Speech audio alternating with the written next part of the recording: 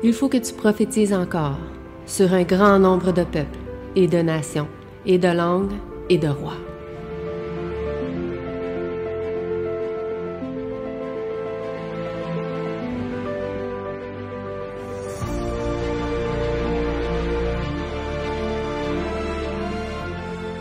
Chacun.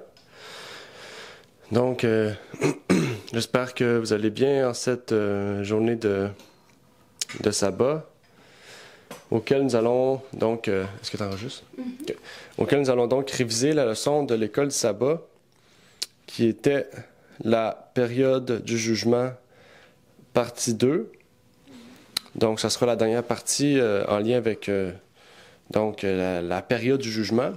Par la suite, nous allons voir encore une partie sur jusqu'à la fin, nous allons voir le jugement. Et nous allons donc parler plus précisément de d'autres choses en lien avec ce sujet, puisque c'est un sujet qui est quand même assez vaste et qui nous permet de partager certaines choses importantes en lien avec cela. Donc, je vous prie de pouvoir être à l'écoute en espérant que vous avez pu faire la leçon de l'école du sabbat, pour que nous puissions réviser ensemble et que nous puissions ensemble interagir et pouvoir trouver réponse dans la parole de Dieu. Donc, avant de commencer, j'aimerais pouvoir donc prier avec vous et par la suite, nous pourrons donc partager sur ce sujet. Notre Père est aux cieux, j'aimerais te remercier, Seigneur, pour ce moment que tu nous permets de pouvoir partager sur ce sujet. Merci de nous permettre, Seigneur, de pouvoir toujours mieux comprendre le jugement, le sanctuaire, tous ces aspects, Seigneur, qui sont en lien avec l'œuvre finale de ton Fils au ciel, Seigneur.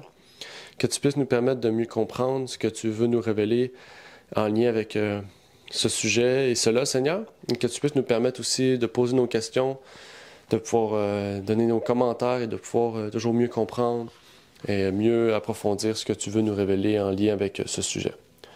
C'est ma prière donc pour ces choses au nom de ton Fils Jésus-Christ. Amen. Amen. Amen. Donc aujourd'hui, on était supposé utiliser OBS aussi. Puis donc, comme d'habitude, la technologie fait défaut.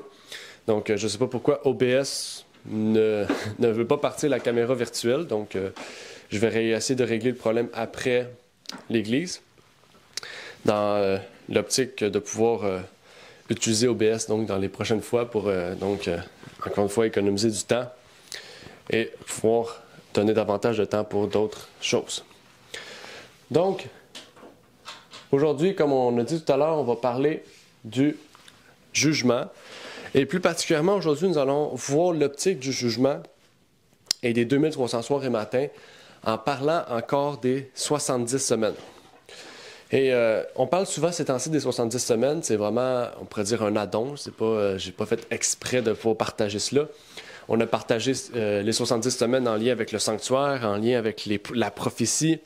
Donc, on a parlé de différentes optiques vis-à-vis des 70 semaines. Et aujourd'hui, nous allons donc parler une dernière fois de ces 70 semaines, surtout dans l'optique de comprendre ce que cela inclut en lien avec les 2300 soirs et matins. Et nous allons donc aussi nous concentrer sur cette prophétie. Nous avons introduit récemment, dans la dernière leçon, les 2300 soirs et matins en lien avec le jugement. Et maintenant, nous allons voir en lien avec les 70 semaines, quand est-ce qu'aura lieu l'ouverture donc du jugement et l'ouverture donc de non seulement la fin des temps, mais de la préparation du peuple de Dieu. Un petit rappel pour ce que nous avons vu en lien avec les 70 semaines. En combien de parties les 70 semaines étaient-elles divisées? En combien de parties les 70 semaines étaient-elles divisées? Je ne sais pas si vous vous rappelez en combien de parties étaient divisées les 70 semaines. Donc, Aramna a acheté un nombre. Oui, Claude? Oui, en 3 parties. 3 parties, ok, parfait. Donc, le même nombre qu'Aravna, donc c'est parfait. Puis, ces 3 parties-là concernaient quoi au juste? Maintenant qu'on sait en combien de nombres étaient divisées ces 3 parties, qu'est-ce que représentaient ces 3 parties-là? C'est quoi le temps qui était alloué pour les 70 semaines si on le divise en 3? Comment... Maintenant, c'est une autre question un peu plus profonde avec ces 70 semaines et cette division en 3. Est-ce que c'était une division égale, 70 divisé par 3? Est-ce que c'était un certain temps pour une certaine œuvre, un certain temps pour une autre œuvre et un autre temps pour une autre œuvre? C'est ça là maintenant que j'aimerais qu'on puisse trouver ensemble. Oui, Claude. Oui, dans les 70 semaines, je vais répondre avant la dans les 70 semaines, il y avait la première semaine. Ensuite, il y avait 62 autres semaines. Il donnait 63. Et la dernière, il restait. Non, c'est 7 semaines au début. Hein? Ouais, 7 semaines, 62 semaines. Et la dernière, la dernière semaine qui fait un total de 70 semaines. Mm-hmm. Oui, parfait, effectivement. Donc, exactement, 7 semaines, 62 et une semaine, c'est exactement ce qu'on cherchait dans la division des trois temps, on pourrait dire, des 70 semaines. Et c'était quoi le but, en fait, de cette division en 3 et de cette division spécifique de 7, 62 et 1?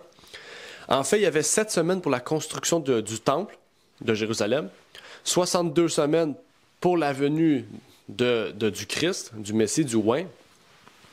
Et il y avait une semaine pour son ministère, où ce qui va mettre fin à l'oblation et au sacrifice, etc. Donc, faire une alliance. Donc, vous savez la suite des choses. Et vraiment, cette première partie des 7 semaines de la construction du temple, c'est, on pourrait dire, la partie la plus importante, la plus cruciale pour comprendre les 2300 soirs et matins. Parce qu'en fait, on aurait beau connaître les 62 semaines, connaître la dernière semaine, mais si on ne connaît pas les 7 premières semaines, en fait, ça ne sert à rien, parce que c'est les 7 semaines qui rouvrent les 70 semaines, et c'est les 7 semaines qui rouvrent les 2300 soirs et matins. Donc, c'est quand même la partie la plus importante et la plus cruciale pour comprendre ces choses. Et pour aller plus loin dans cette optique-là, pour se concentrer sur les 7 semaines précisément, combien il y avait de décrets au total et à partir de quel décret marque le point de départ des 70 semaines? Combien il y avait de décrets? Donc là, c'est une question générale. Combien il y avait de décrets dans la Bible? Dans la Bible, il y a de décrets pour la construction de Jérusalem? Et à partir de quel décret alors qu'on nous parle de la reconstruction, pas de la reconstruction en tant que telle, mais dans quel décret on part, en fait, la date? Donc déjà, un petit indice. Si je dis il y a combien de décrets, c'est parce qu'il y en a plus qu'un. Donc c'est déjà un aide. Mais dans la leçon, on parlait du décret d'Artaxerxès. Ça commençait vraiment par celui-là. Mais sinon, il y en avait 3. Mais le plus plausible et le plus... celui qui concorde vraiment, c'est celui d'Artaxerxès. OK. On a parlé d'Artaxerxès. Celui qui concorderait le mieux. Elle a dit 3 décrets. C'est quoi les autres personnes qui ont mis un décret, si vous vous rappelez? Parce qu'il y a un passage qu'on a lu dans la leçon qui en parlait. Déjà, il y a combien de décrets? Aramna a parlé d'Artaxerxès, elle a dit qu'il y en a 3. Donc, est-ce qu'il y en a 3 ou est-ce qu'il y en a plus? C'est vrai qu'il y a celui d'Artaxerxès, qui est le 3e, effectivement. Et avant ça, il y a eu 2 autres décrets. On va aller un peu plus vite, parce que sinon, on ne pourra pas finir. Il y a le décret de Cyrus, Darius, Artaxerxès. Et il y a un 4e décret qui n'est pas totalement un décret, mais c'est un des rois. C'est Artaxerxès, en fait, qui a donné une mission particulière à Néhémie d'aller superviser la construction. C'est pour ça qu'il y a le livre Néhémie. Vraiment, OK? Mais en tant que tel, c'est pas un décret. Désolé, c'est pas un décret, c'est un ordre un peu que Artaxerxès a donné à Néhémie, une mission pour la construction, pour superviser la construction. Parce qu'on va en parler dans quelques instants, il y a eu beaucoup de problèmes. Hein? On va en parler dans quelques instants, donc c'est pour ça que je ne veux pas trop en dire, mais on va revenir sur ça parce que c'est quelque chose d'important. Mais dans Esdras 6, verset 14, et je ne connaissais pas ce verset-là, c'est dans la leçon que vraiment j'ai vu l'importance de ce point biblique. Mais on nous dit « Or, les anciens des Juifs bâtissaient et avançaient selon la prophétie d'Agé, le prophète, et de Zacharie, fils d'Ido. » Donc, Agé et Zacharie ont fait quoi? ont prophétisé aussi sur la construction du temple. Donc ça, c'est quelque chose que moi-même, je ne savais pas. Vous pourrez aller vérifier dans Agé et Zacharie, c'est quelle prophétie qui concerne cela.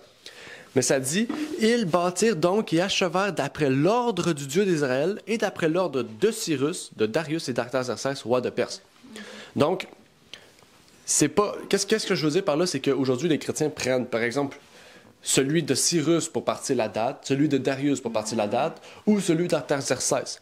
Mais Esdras nous dit que c'est le décret de Cyrus, Darius et celui d'Artaxerxès qui font en sorte que l'ordre de Dieu de reconstruire a été accompli. Donc, c'est pas à la fin du premier, à la fin du deuxième, mais à la fin du troisième, en englobant les trois qui font en sorte que là, on peut marquer la date de départ.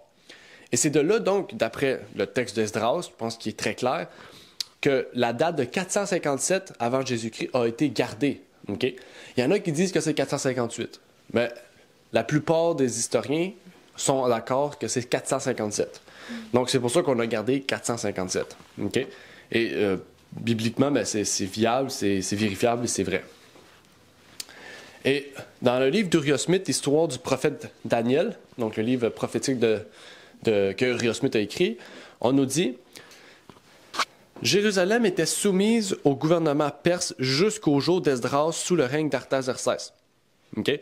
Dans la 7e année du règne du roi, à l'an 457, a été publié le 3e décret concernant la reconstruction de Jérusalem. Ce décret, 1. Permettait à tous les Juifs qui le désiraient de retourner à Jérusalem. 2. Permettait le prélèvement d'une libre offrande de tous les habitants de Babylone pour la cause de Jérusalem. 3. Proclamait la liberté de suivre les commandements de Dieu dans tout le territoire à l'ouest de la Jordanie. 4. Soulageait tous les Lévites et les ministres de payer un tribut et des impôts. 5. Ordonnait que les murs de Jérusalem soient rebâtis. 6. Organisait la nomination de juges et de magistrats en Palestine parmi les Juifs eux-mêmes, ainsi organisant un gouvernement du peuple, une chose totalement étrangère à la politique d'une monarchie orientale. Donc, ce qu'on comprend bien ici, c'est juste pour vous donner que la date de 457 accomplissait les 6 choses qu'il fallait que soit complétée la prophétie. Et ça l'englobait les 3. C'est après le 3e décret que tout s'est accompli comme il le fallait. Donc, vraiment, on est clair sur ce sujet, sur cette chose, sur cette prophétie. Et la Bible est claire aussi qu'à la fin de ces 7 semaines, il y avait 62 semaines, puis une semaine qui marquait donc les 70 semaines déterminées sur le peuple d'Israël. Il faut savoir aussi que c'est il y a eu Cyrus, Darius, après il y a eu Xerxès. Xerxès, ou c'est Assuérus, c'est l'époque où dans le temps d'Esther. Esther, c'est ça exactement. C'est Esther.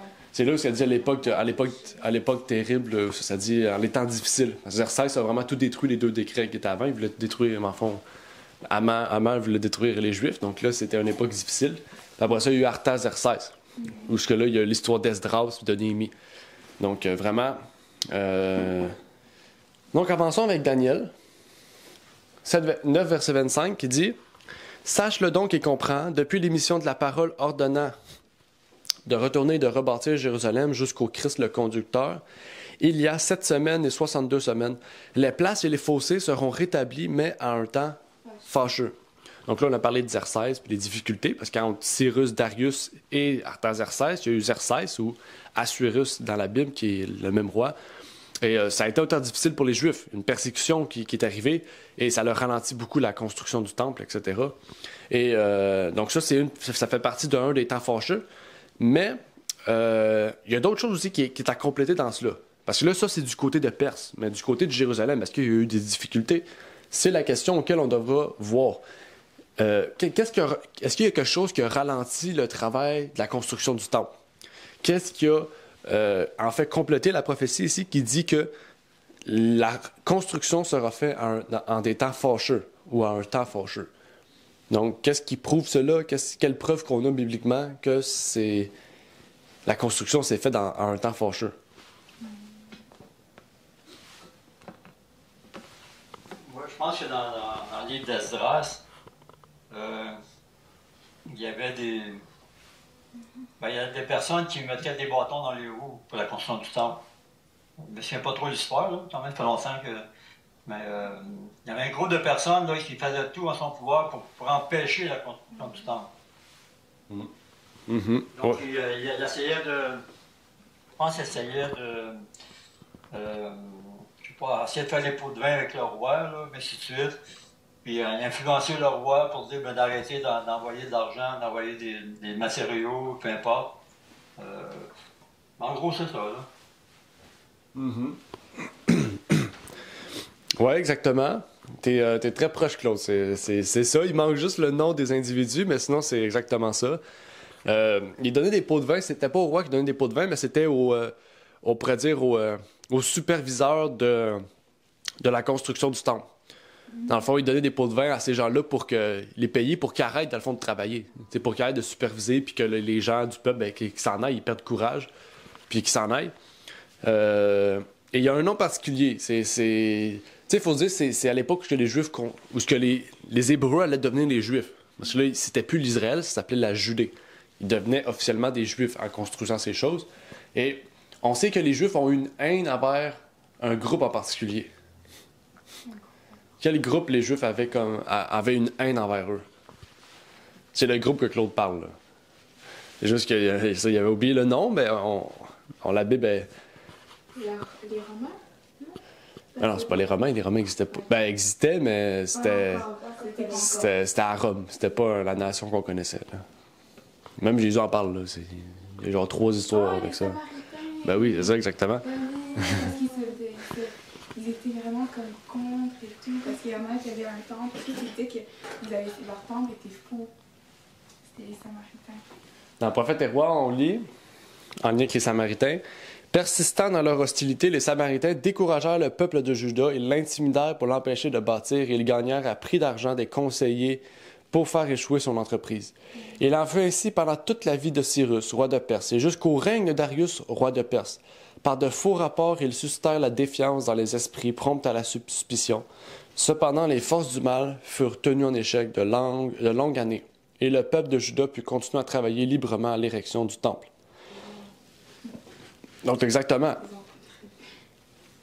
Ils ont été là pour empêcher la construction, et c'est pour ça que les Juifs ont développé une haine envers eux, en fait, parce que, comprenant ce qu'ils ont fait, c'est pas... Tu sais, ils appréciaient pas ça. Puis... Vraiment, il faut savoir que les Samaritains, c'était des Juifs qui étaient restés à Jérusalem dans sa destruction, puis qui s'étaient alliés aux Perses, puis qui s'étaient mariés, parce qu'il n'y a plus de Juifs, donc ils se mélangent avec le monde, avec ceux qui l'entouraient, puis qui ont commencé à adorer de faux dieux, mais en se disant suivre le vrai Dieu. Ils ont gardé une partie du judaïsme mélangée au paganisme. Puis, quand ils sont allés voir les Juifs en disant on veut reconstruire le temple avec vous, parce que je veux dire, on est des Juifs aussi, on est restés ici, on adore, on en croit en Dieu et tout. S'ils auraient accepté, ben les Juifs au temps de Jésus seraient païens. Un paganisme mélangé avec le judaïsme. Ça serait dans le fond l'Église catholique, dans une certaine forme. Mais en le refusant, vraiment, ils se sont protégés contre vraiment l'erreur. Et ça nous mène donc à la fin des 7 premières semaines, qui sont vraiment cruciales, fondamentales pour le reste de la prophétie. Et après les 62 semaines, vient le moment où le oint, le Messie, d'après Daniel, les mots qu'il utilise, vont arriver. Et quand est-ce que Jésus a été reconnu comme Messie? Quand est-ce que Jésus a été, on pourrait dire, commencé son ministère en tant que Messie au oint de Dieu?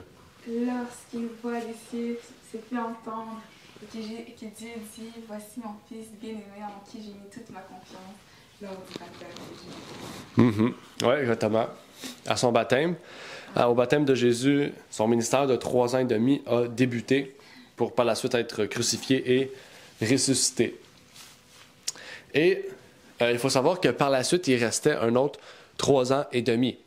Parce que ça dit à la moitié de la semaine, il sera retranché. Donc, il devait avoir un moment où il allait avoir une transition vers un autre 3 ans et demi qui mettra fin donc officiellement aux 70 semaines. Et dans le livre Tragédie des siècles, on nous dit les 70 semaines ou 490 ans assignés aux Juifs ayant expiré à l'an 34 de notre ère, on constata qu'à ce moment précis, par la décision du Sanhédrin, par le martyre d'Étienne et la persécution des chrétiens, la nation juive avait officiellement rejeté l'Évangile. Dès lors, le message du salut cessa d'être confiné aux Israélites et fut porté aux nations. Chassés par la persécution, les disciples allaient de lieu en lieu annonçant la bonne nouvelle de la parole. Philippe étant descendu en Samarie, y prêcha le Christ. Conduit par l'Esprit de Dieu, Pierre présenta l'Évangile aux centeniers de Césarée, le pieux Corneille, et l'ardent Paul, gagnant la foi chrétienne, fut appelé à porter la bonne nouvelle au loin vers les nations. Donc c'est vraiment à partir d'Étienne que les gentils, on voit qu'il y a eu une transition où ce que Dieu a montré aux disciples, aux apôtres, d'aller vers les nations. On voit que Pierre a reçu sa vision après la mort d'Étienne, puis qu'il y a eu d'autres persécutions. Il y a eu Jacques qui a été mis à mort aussi par la suite, etc. Et on voit que c'est vraiment à partir de la mort d'Étienne que Dieu s'est concentré sur les gentils. Il n'a pas oublié les Juifs à être, on pourrait dire, être convertis au christianisme, mais il s'est concentré sur les gentils pour se former un peuple. Et on arrive maintenant après toutes ces années, 1810 ans plus tard, même plus, quasiment 1900, quasiment 2000 ans plus tard, nous sommes dans la dernière phase de la Terre. Nous sommes dans la phase du jugement auquel Christ viendra bientôt pour amener les justes au ciel et amener à la mort éternelle ceux qui sont à être amenés à cet état. Et encore une fois, dans la tragédie des siècles, on nous démontre un peu cette époque de jugement des 2300 soirs et matins, puisque maintenant que vous savez que c'est en 457, vous pouvez être amené à calculer jusqu'au temps auquel ça va arriver, puis on sait la date, c'est 22 octobre 1844. Pourquoi l'automne? Parce qu'en 457, au printemps 457, c'est là que ça a été décrété. Donc, c'est en automne qu'ils ont commencé à travailler. Donc, on sait qu'en automne 457 a été le début de la construction du troisième décret qui marque le début. Et donc, à l'automne 1844, plus précisément le 22 octobre, c'est là que débute donc le Yom Kippour céleste, ou on pourrait dire le jour des expiations célestes, qui est le jugement investigatif, la première phase du jugement, qui est l'investigation donc des âmes. Et dans la tragédie des siècles, on nous dit « L'émotion intense avec laquelle les hommes attendent la décision d'un tribunal terrestre ne peut donner qu'une faible idée de l'intérêt avec lequel est suivi dans les cours célestes. L'appel des noms écrits dans le livre de vie sous le regard scrutateur du juge de toute la terre. On y entend le divin, intercesseur demander que tous ceux qui ont vaincu par la foi en son sang reçoivent le pardon de leurs transgressions. Que la demeure édénique leur soit rendue et qu'ils soient couronnés en qualité de co-héritiers de l'ancienne domination. En entraînant la famille humaine dans le mal, Satan avait cru pouvoir ajouter le dessein en vue duquel Dieu avait créé l'homme. Mais le Sauveur demande maintenant que ce plan soit mis à exécution, comme si l'homme n'avait jamais péché. Et il requiert en faveur de son peuple non seulement un acquittement total, mais aussi une part à sa gloire et une place sur son trône. Donc Jésus demande quelque chose de grand à Dieu pour tous ceux et celles qui sont justes, donc pour l'humanité qui sera sauvée, les gens qui seront sauvés. Et c'est à ça auquel la leçon nous invitait aujourd'hui. Dieu, par l'entremise de sa parole, nous invite maintenant à pouvoir faire de notre vie une vie de constance, liaison avec son Fils, pour que nous puissions être des témoins.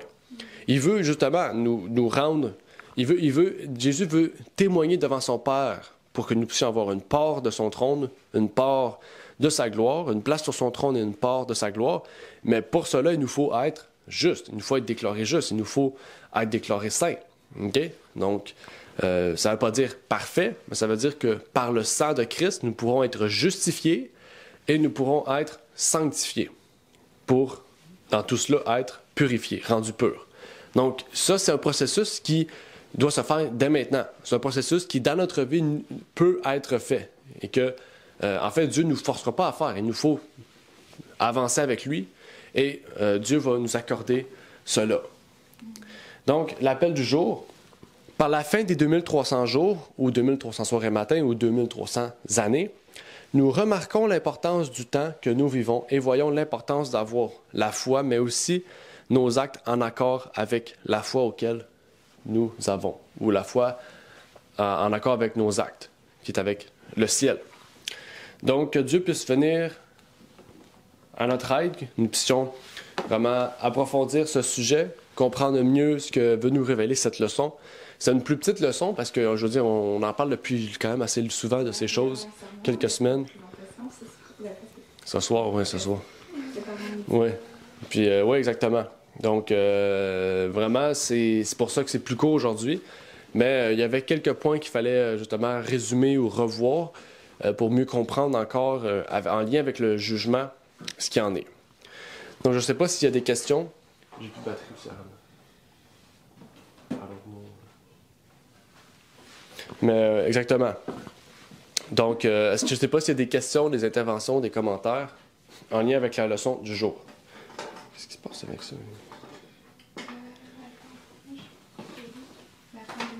T'as une question? Je pense que j'avais quelque chose. Non, ma feuille là. Calme-toi, tu vas briser l'ordi. Aucune question? Ramena? Merci.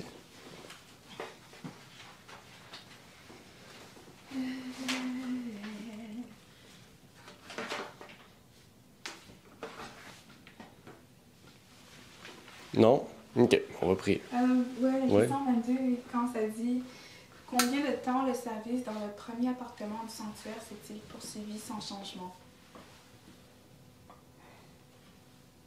Ben, moi j'ai marqué... Est-ce que c'est la période maintenant? Ben, je pense jusqu'en 1944. Okay, je pense que c'est ça, ouais. Ah, OK, c'est bon. OK, donc prions. Notre Père est aux cieux, merci Seigneur pour ce moment que tu nous permets d'avoir, de pouvoir partager ce sujet, de pouvoir surtout résumer et de revoir ce sujet que nous avons étudié depuis quelques semaines et que nous étudions, Seigneur. Tu nous montres l'importance de comprendre ces choses, puisqu'aujourd'hui, il y a tellement de théories et d'idées à ce sujet, Seigneur, que tu puisses nous renforcer dans la vérité de ta parole, dans les prophéties véritables, Seigneur, qui se sont accomplies et qui vont s'accomplir aussi bientôt pour ces prophéties qui ne sont pas encore accomplies, Seigneur. Et donc, que tu puisses bénir ceux et celles, Seigneur, qui, en prenant le temps d'étudier ces choses, voient la vérité, Seigneur, et peuvent comprendre ce qui en est, Seigneur, avec ta parole. Peux-tu donc nous bénir en cette journée de sabbat? Et je te remets toutes ces personnes qui sont avec nous au nom de ton Fils Jésus-Christ. Amen. Donc, je vais laisser place à Ravena pour la suite des choses. Merci d'avoir écouté cette vidéo. Si vous désirez rejoindre l'œuvre au Québec, veuillez nous contacter par email à asjh1889 de Terrebonne @gmail.com et via Facebook à commercial asjh1889 de Terrebonne. Merci à vous et que Dieu vous bénisse.